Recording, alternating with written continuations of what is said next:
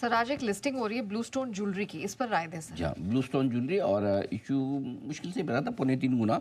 बहुत ज़्यादा रिस्पॉन्स तो मिला नहीं था उस इशू को। हमारा ये मानना है कि हाँ, और इशू की एक बार मैं आपको प्राइस भी बता दूं। ब्लू स्टोन में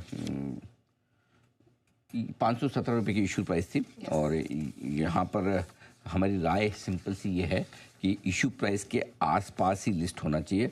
कोई बहुत बड़ा एक्शन लिस्टिंग पर बनता हुआ दिखता नहीं था। हमारी राय भी अवॉइड की थी इस आईपीओ में। इस आईपीओ को आप अवॉइड करें। बहुत रिस्क लेने वाले इन्वेस्टर्स हैं लॉन्ग टर्म के लिए। आज सर आपको ये डिजिटल प्लेटफॉर्म्स और ई कॉमर्स वाली कंपनी अगर आपको पसंद है तो अलग बात है। तो आप लॉन्ग टर्म के लिए रिस्क लेने वाले हैं तो आप पैसा लगाइए। बेसिकली ये ज्वेलरी का बिजनेस करती है, खुद ही बनाते भी हैं। 75% ज्वेलरी खुद बनाते हैं, ऑनलाइन भी बेचते हैं, ऑफलाइन भी बेचते हैं। तो दोनों का वो फिजिकल मॉडल जो होता है ना, फिजिकल और डिजिटल, वो मॉडल है। ये आपके लिए सिंपल है, ठीक है। तो ये है ब्लू स्टोन। इशू 3.25 गुना भरा था। हमारा मानना है 517 की इशू प्राइस है। अगर इशू प्राइस के ऊपर मेंटेन रह जाए तो बड़ी अचीवमेंट है। जहाँ तक सवाल है, जिन लोगों को अलॉटमेंट मिला है, पैसे लगाएं, वो अपना एक सूटेबल स्टॉप लॉस चाहे तो रख सकते हैं। इशू प्राइस के नीचे जो भी आपको ठीक लगे आप अपने हिसाब से रख लें। ठीक है सर। आईपीओ भी कई सारे। श्रीजी शिपिंग, इनके मैनेजमेंट से भी कल बातचीत की थी सर। आईपीओ को लेके क्या राय है? देखिए, श्रीजी शिपिंग में राय हमारी कि जो रिस्क लेने वाले इन्वेस्टर्स हैं वो लॉन्ग टर्म के लिए इसमें अप्लाई कर सकते हैं। अच्छा, ठीक है।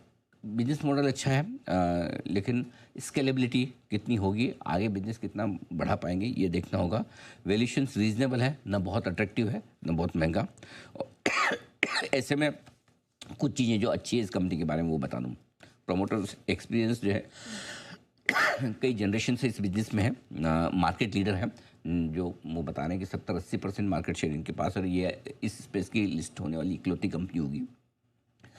जितने भी क्लाइंट्स हैं बड़े रेपुटेड हैं और उनके साथ लंबी पुरानी इनकी स्ट्रॉन्ग रिलेशनशिप है।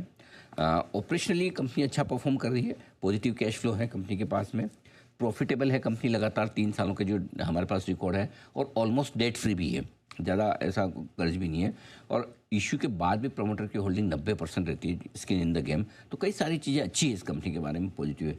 नेगेटिव साइड पे देखना जाएंगे तो ज़्यादातर कंपनी का कारोबार जो है वो ड्राई बल्क कार्गो में, वो लो मार्जिन वाला बिजनेस है, वो ठीक है।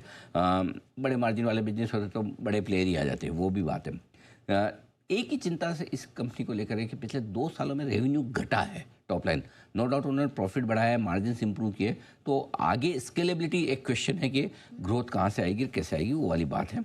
शॉर्ट टर्म बोरोइंग्स थोड़ी सी बढ़ी है, ये हल्की सी चिंता की बात है, हालांकि लॉन्ग टर्म घटी है।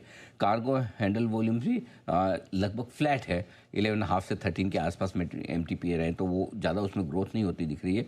और रेवेन्यू रिसीवेबल्स भी थोड़े बढ़कर आ रहे हैं। तो कुछ चीज़ें ऐसी है जो नेगेटिव भी है। ऐसे में अगर आप रिस्क लेने वाले इन्वेस्टर्स हैं और लॉन्ग टर्म के लिए पैसा लगाना चाहते हैं तो आप लगा सकते हैं। ठीक है सर। एक और आईपीओ है, तो आज हम इसका कर रहे हैं पूरा श्रीजी शिपिंग का।